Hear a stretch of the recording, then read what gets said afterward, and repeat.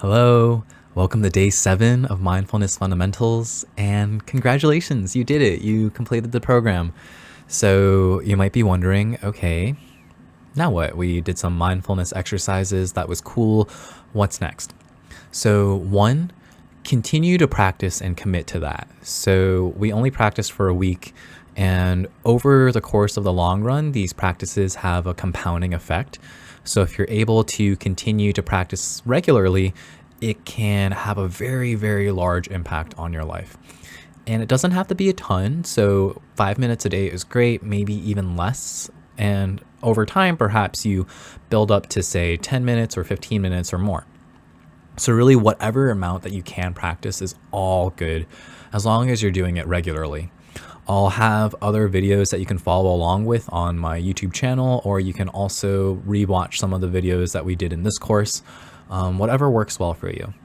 So that's one, continue to practice and commit to it.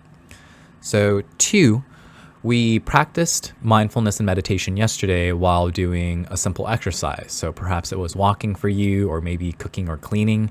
And that is also very important, which is continuing to practice while doing an activity.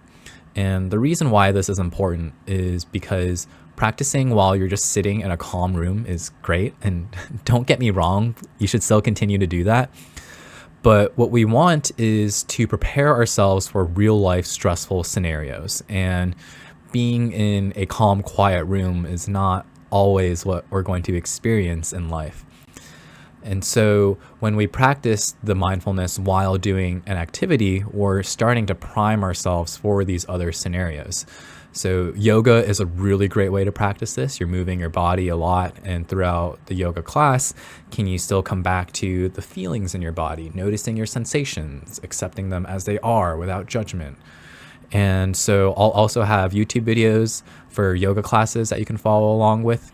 In addition to that, I'll have some online classes, and if you prefer to practice in person, that's also great. So find a teacher that works well for you, find a teacher that you really like, and continue to practice with them. In addition to yoga, you can also explore other activities. So maybe that's while you're lifting weights or running. It could be while you're driving or at work.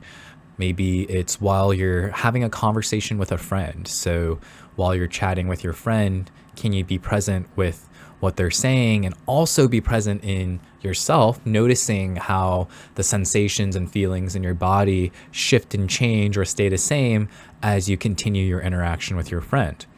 And while all of that's happening, can you accept all of those feelings and sensations as they are without judgment, without the need to change anything?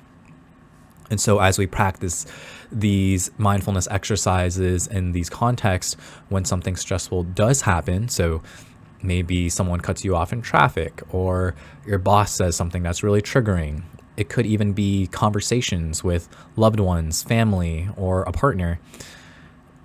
If something triggers you, can you come back to slowing the breath down? Notice what you feel in your body. Perhaps you notice what you hear or notice what you see.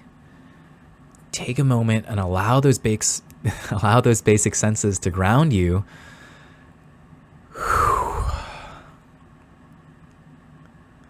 And then can you respond from a place of love and compassion, as opposed to this triggered state where you might just react in the first impulsive way that you're not even thinking about. Perhaps it's something that you regret later. And I believe that if we're able to do that, it can lead to a much happier life, a healthier life. And again, you deserve those things. So to recap, 1, commit to the practice, do it regularly.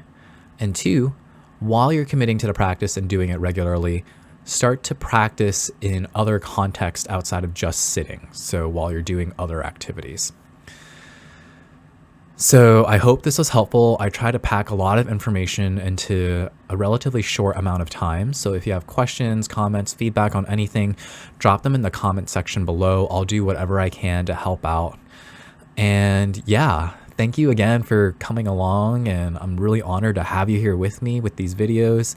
And I hope you feel some gratitude and honor for yourself as well for taking the time to do something healthy, for taking the time to take care of yourself. So it's been a pleasure. I'm wishing you the best, not only in your practice, but also in your life. Take care. I hope to see you soon.